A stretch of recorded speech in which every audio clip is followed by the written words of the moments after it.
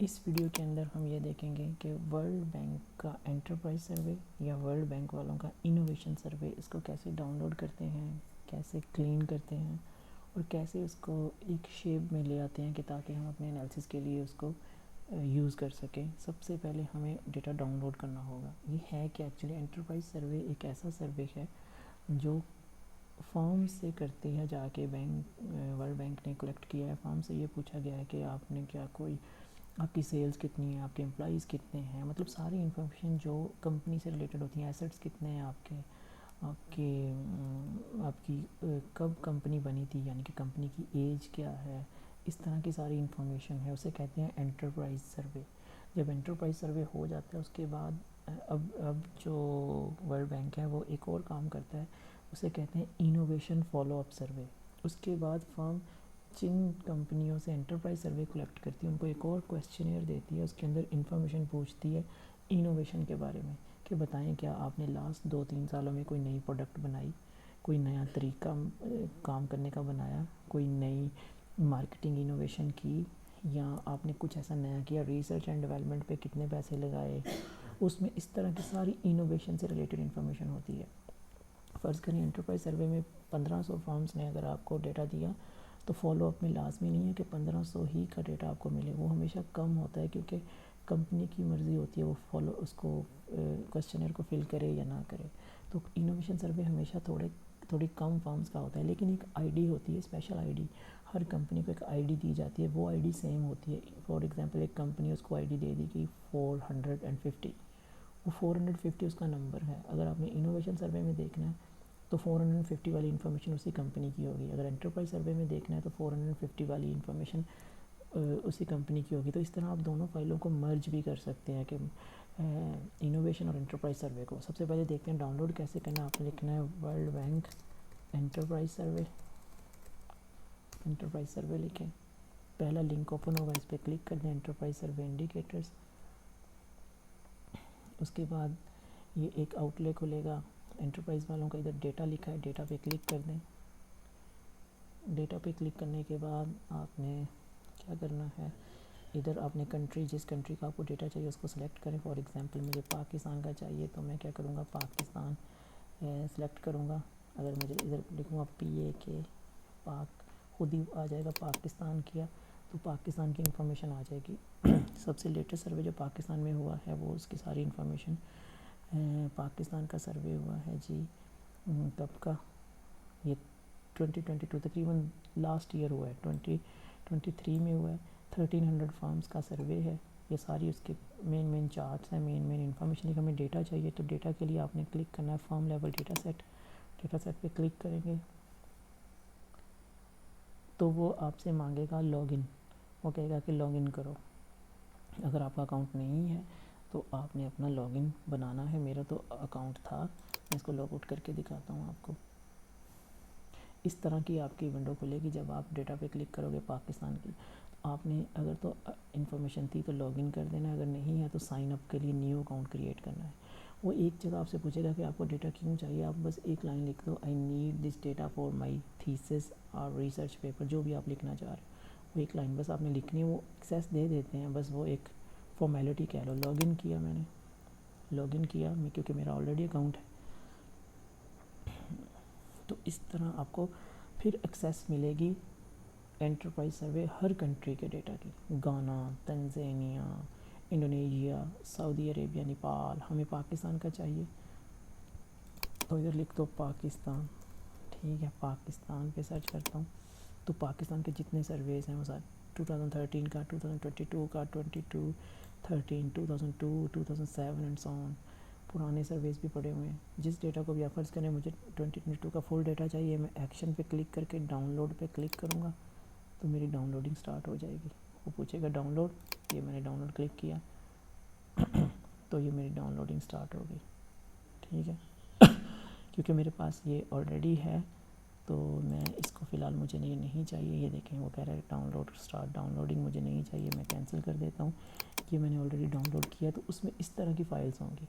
एक स्टेटा की file actually इस तरह की फ़ाइल होगी, उसको आपने राइट क्लिक करके एक्सट्रैक्ट हेयर पे क्लिक करना है तो ये सारी फाइलें जो उसके अंदर हैं वो बाहर आ जाएंगी। अगर इसको मैं डबल क्लिक करके आपको खोल के दिखाऊं, इसके अंदर ये सारी फाइलें हैं जो अभी मेरी बाहर पड़ी हैं। कितनी फाइलें? 5 फाइलें हैं। 5 फाइलें इस कंप्रेस्ड फाइल के अंदर हैं।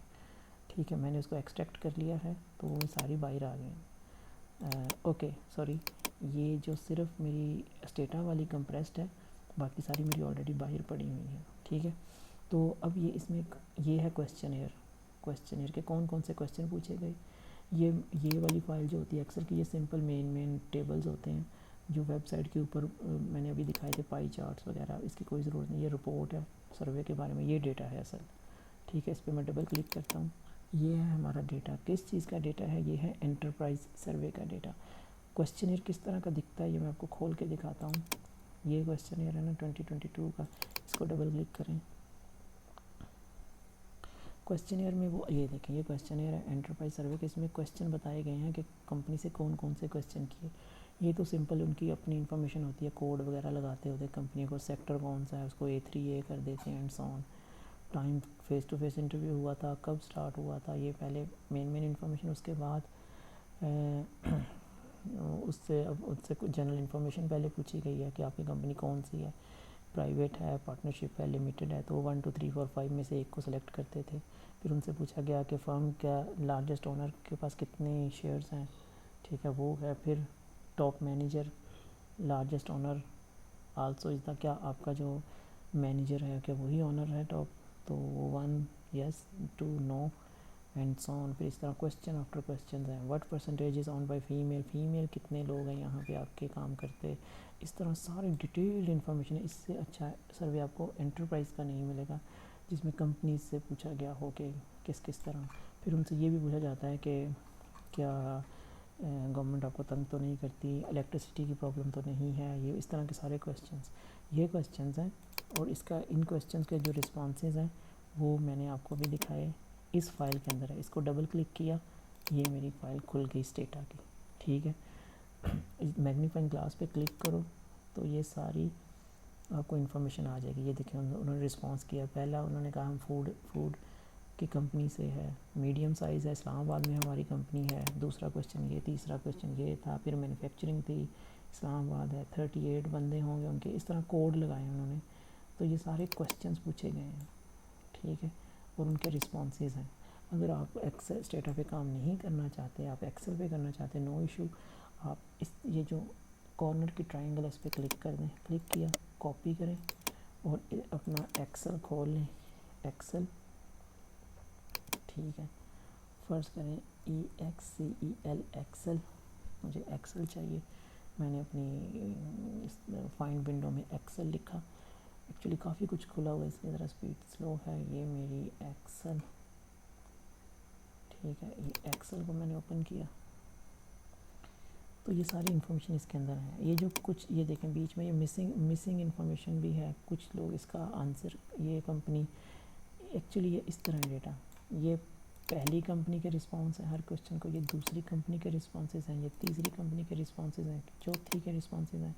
तो कोई कंपनी किसी क्वेश्चन को रिस्पॉन्स नहीं करती, किसी को कर देती है, तो इस तरह वो फिर इसलिए मिसिंग ऑब्जर्वेशंस आती हैं बीच में। ये आ गया मेरा एक्सेल ब्लैंक वर्कबुक मैं खोल लेता हूँ, ब्लैंक वर्कबुक। अब मैं उधर जाके ना ये कॉर्नर पे सेलेक्ट कर, कॉर्नर पे अगर क्लिक करोगे तो सारी फाइल कॉपी हो जाएगी। राइट क्लिक करके कॉपी करो और एक्सेल में आके इसी के कॉर्नर में पेस्ट कर दो, Ctrl+V। वो जो सारा डेटा हमारा स्टेटा के अंदर था वो सारा इधर आ गया, ये देखें। ठीक है, ये सारी वही जो डेटा फाइल थी वो। अगर आप स्टेटा में काम नहीं करना चाहते इस पर, तो इस तरह भी आप कर सकते हो। एक्सेल में ले आओ, इसको मैं डेस्कटॉप पे सेव कर लेता हूँ, सेव एज, ब्राउज़, ठीक है, ब्राउज़, ओके, डेस्कटॉप, माई सर्वे, जस्ट मैंने नाम लिख दिया कोई भी। ठीक है, ये अब फ़र्ज़ करें, अब सारे सर्वे को तो लेके नहीं आप चल सकते। हमें क्या करना है, हमें सिर्फ मेन चीज़ें। फ़र्ज़ करें हमें डेटा चाहिए कंपनी की सेल्स का। ठीक है, हमें नहीं पता इधर कैसे ढूंढेंगे सेल्स का कौन सा, कुछ पता नहीं लगेगा। ठीक है ना, ये देखो, तो बेहतर है ये जो आपका क्वेश्चन है इसकी फाइंड में जाके सेल लिखो, सेल, और एंटर करो। तो ये सेल के बारे में क्वेश्चन आपको आ जाएंगे। नीचे करते जाओ, नेक्स्ट, सेल, सेल, इसको और मैं अच्छा कि टोटल सेल करके देखता हूँ। Total sale, total sale, okay. या इधर आपने सेल करता हूँ, सेल, ठीक है। प्लीज़ मेंशन सेल, हाँ, सेल्स एंड सप्लाई के नाम से आ गया इसका। इधर क्वेश्चन होगा कि आप बताएं कितनी सेल आपने, टोटल एनुअल सेल बताएं कितनी एनुअल सेल है। क्वेश्चन है D2, कौन सा है, डी में D2 वाला क्वेश्चन सेल्स वाला है। तो अब इसमें जाके आपने, ये बी है, डी वाले में D2, ये देखें, ये सेल का डेटा पड़ा हुआ है, ये कंपनी की सेल्स का डेटा है, ये वाला। कैसे पता लगा, इस क्वेश्चन से पता लगा। इस क्वेश्चन में पूछा गया था बताएं टोटल सेल आपकी कितनी है। फ़र्ज़ करें मुझे इम्पैक्ट देखना है किसी और वेरिएबल को, एक को लेता हूँ, फ़र्ज़ करें यहाँ से करप्शन कर लेते हैं, करप्शन, CORRUP, करप्शन। ये देखें, उनसे क्वेश्चन पूछा गया था कि बताएं क्या corruption, to what degree for each of the following, क्या करप्शन आपकी इस्टेब्लिशमेंट कंपनी को कहते हैं, कंपनी के लिए प्रॉब्लम है या नहीं है करप्शन। 0 अगर वो कहेंगे तो नहीं है, 1 2 3 जिस तरह वो कहेंगे ज़्यादा तो वो उतनी प्रॉब्लम है। तो अब क्या करेंगे, करप्शन का कौन सा कोड है, J30F है तो इधर से J30F देख लो, ABCD EF GHI, ABCD EF GHI JH,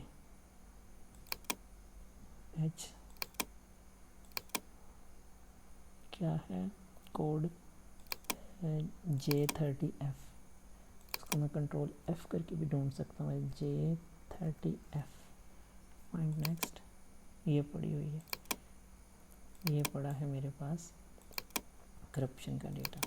ये 2 वेरिएबल्स का डेटा है, ठीक है। फ़र्ज़ करें मैं काम करना चाह रहा हूँ, क्या करप्शन से सेल कम हो रही है कि नहीं। तो मुझे बस ये 2 वेरिएबल्स का डेटा चाहिए, एक ये और एक ये। तो इसको मैं अलग से कैसे निकालूंगा, कंट्रोल N प्रेस करें, न्यू ब्लैंक फाइल खुल जाएगी। उधर वापस आएँ, उधर से ये वाला डेटा कॉलम कॉपी करें, ऊपर क्लिक करेंगे ना और कंट्रोल C प्रेस करें, कॉपी हो जाएगा। इधर रख के कंट्रोल V कर दें, पेस्ट हो जाएगा। ये सेल्स का डेटा आ गया। और करप्शन वाला डेटा किधर है, करप्शन, करप्शन, ये मेरा करप्शन वाला है। करप्शन वाले को कंट्रोल C करें और इसको भी इधर पेस्ट कर दें, कंट्रोल V, ठीक हो गया। इसको मैं कह देता हूँ टोटल सेल्स, ओके। और इसको मैं कह देता हूँ करप्शन, ओके। ये करप्शन। कलर बेशक आप ख़त्म कर दो, कलर कैसे ख़त्म होंगे, नो, इधर करके क्लिक, नो फिल, ठीक है। और इसको सेंट्रलाइज कर दें, थोड़ा ज़्यादा अच्छा लगेगा। ये मेरा फाइनल डेटा है। मोर ऑप्शन, ब्राउज़, डेस्कटॉप पे करता हूँ, डेस्कटॉप पे, ठीक है। डेस्कटॉप पे माय फाइनल डेटा आ गया। फाइनल डेटा मैं इसको सेव कर लेता हूँ, लेकिन अब थोड़ी क्लीनिंग करनी है हमने। क्लीनिंग कैसे होगी, अब ये देखें, नो ऑब्स्टेकल, किस तरह थे ऑप्शंस। अगर तो नो ऑब्स्टेकल है तो 0 है, अगर माइनर ऑब्स्टेकल है तो 1 है, मॉडरेट पे 2 है। अब मैंने नो ऑब्स्टेकल को 0 करना है, कैसे करूँगा, कंट्रोल H प्रेस किया, फाइंड वर्ड को लिखूँगा नो, OBSTACLE, नो ऑब्स्टेकल, ठीक है। इधर लिख दूँगा 0, क्योंकि मुझे नो ऑब्स्टेकल के लिए 0 लिखना है। फाइंड नेक्स्ट करूँ, यस, ये क्लिक हो गया, रिप्लेस ऑल कर दो। जिस जगह अब हमारा नो ऑब्स्टेकल था वहाँ पे 0 आ गया। दूसरा ऑप्शन था माइनर ऑब्स्टेकल पे 1 कर दो, नो की जगह मैं करूँगा माइनर, MINOR। फाइंड नेक्स्ट कर लिया करें ताकि हमें पता कंफर्म हो जाए कि ठीक स्पेलिंग लिखें। स्पेलिंग गलत लिखेंगे तो ठीक नहीं होगा। माइनर ऑब्स्टेकल हमारी 1 होगा, रिप्लेस ऑल, ये माइनर ऑब्स्टेकल मेरी 1 होगी। नेक्स्ट ऑप्शन है माइनर के बाद मॉडरेट ऑब्स्टेकल, इसको 2 करना है, तो MODERAT, मॉडरेट ऑब्स्टेकल, इसको मैंने करना है, क्या करना है, मॉडरेट को 2 करना है, 2, टू फाइंड नेक्स्ट, ये मॉडरेट हो गया, रिप्लेस ऑल कर दें, ये मॉडरेट भी हो गया। उसके बाद नेक्स्ट क्या है, मेजर, मेजर को 3 करना है, मॉडरेट की जगह मेजर लिखो और 2 की जगह लिखो 3, फाइंड नेक्स्ट, ठीक है, रिप्लेस ऑल, ये मेजर भी हो गया 3।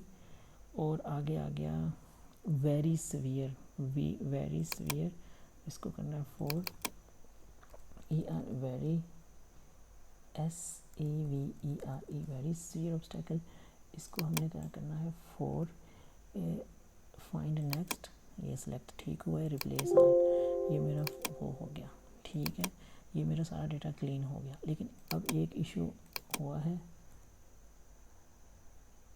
एक इशू ये है कि इसके अंदर ये देखें, उन्होंने कुछ चीज़ों को रिस्पॉन्स नहीं किए, कुछ कंपनीज ने, जिसने रिस्पॉन्स नहीं किया उसने -9 या -7 लिखा गया है। जो कहते हैं हमें नहीं पता, उन्होंने -7 लिख दिया गया वहाँ पे, जो कहते हैं हमें नहीं पता -9 लिख दिया, ठीक है। ये बस ना सर्वे वालों के अपने कोड होते हैं, इसको हमने ख़त्म करना है, ये हमारे काम के, ये मिसिंग डेटा है, इन्होंने इन्फॉर्मेशन दी नहीं है इसके बारे में, इसको अगर इस तरह लेके चलेंगे तो रिज़ल्ट्स ख़राब होंगे। तो इसको कैसे करेंगे, फ़िल्टर पे क्लिक कर दें, फ़िल्टर पे, ये फ़िल्टर पे क्लिक करके फ़िल्टर पे क्लिक कर दें और इधर क्लिक करें ड्रॉप डाउन मेन्यू पे, तो इसे कहें सारे डीसेलेक्ट करके सिर्फ उन्हीं को सिलेक्ट करो जो जिनका रिस्पांस उन्होंने नहीं दिया, उन्होंने इनका ये वो कंपनी है जिन्होंने रिस्पांस नहीं दिया, इसको हमने ब्लैंक करना है, इनको मिस करना है क्योंकि ये मिसिंग है, ठीक है, ये सारी मिसिंग है क्योंकि उन्होंने रिस्पांस नहीं किया, इसको हम 1 2 नहीं कर सकते। ये करने के बाद फिर से अब करके अब सेलेक्ट ऑल कर दो, सेलेक्ट ऑल, ओके। अब ये जो हमारा डेटा है, अब बेशक फ़िल्टर को क्लोज़ कर दो, अब ये जो हमारा डेटा है ये क्लीन है। टोटल सेल को भी एक दफ़ा फ़िल्टर लगा के देख लो, कोई उल्टी सीधी चीज़ तो नहीं है इसके अंदर, नो ये ठीक है, ओके, मतलब कोई टेक्स्ट ना हो बीच में, ये हमारा डेटा क्लीन है। अब करप्शन 0 का मतलब है प्रॉब्लम नहीं है, 2 का मतलब है।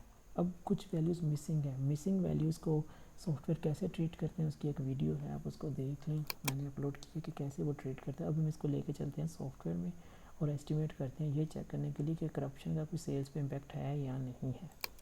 ये मैंने स्टेटा खोला अपना, इसको बंद कर देते हैं, ये डेटा है न्यू, दोबारा डेटा नया लेके आते हैं जो हमने क्लीन किया, इंपोर्ट एक्सेल स्प्रेडशीट, ब्राउज़ करो, किधर पड़ा है, डेस्कटॉप पे पड़ा है, डेस्कटॉप पे शायद ये नाम रखा था मैंने, माई फाइनल डेटा, इस पर क्लिक कर दो, इंपोर्ट फर्स्ट रो पे क्लिक करो और ओके कर दो, यस रिप्लेस कर दो, पहले वाला डेटा मुझे नहीं चाहिए, मैग्नीफाइंग ग्लास पे क्लिक करो, ये मेरा डेटा आ गया वही वाला एक्सेल का जो वहाँ पे था, ठीक है। अब मेरा डिपेंडेंट वेरिएबल सेल्स होगा, इंडिपेंडेंट करप्शन होगा, क्योंकि डिपेंडेंट वेरिएबल नंबर्स की शक्ल में कंटिन्यूस तो OLS लगेगा, OLS कैसे लगे, अगर होता डमी वेरिएबल की शक्ल में, फ़र्ज़ करें हमारा ये था 0 1 2 3 4, ठीक है, ये है नंबर, अगर इस तरह नंबर्स की शक्ल में हो तो OLS लगता है, अगर 0 1 डमी वेरिएबल्स हो तो लॉजिट प्रॉपर्ट लगता है। आई होप ये आपको पता होगा। अब क्योंकि हमारा OLS लगेगा, लीनियर मॉडल पे क्लिक करके लीनियर रिग्रेशन पे क्लिक करेंगे, लीनियर रिग्रेशन पे क्लिक करने के बाद अब मेरा डिपेंडेंट वेरिएबल है सेल्स, इंडिपेंडेंट वेरिएबल है करप्शन और इसको कर दो ओके। ये मेरे रिज़ल्ट्स आ गए OLS के।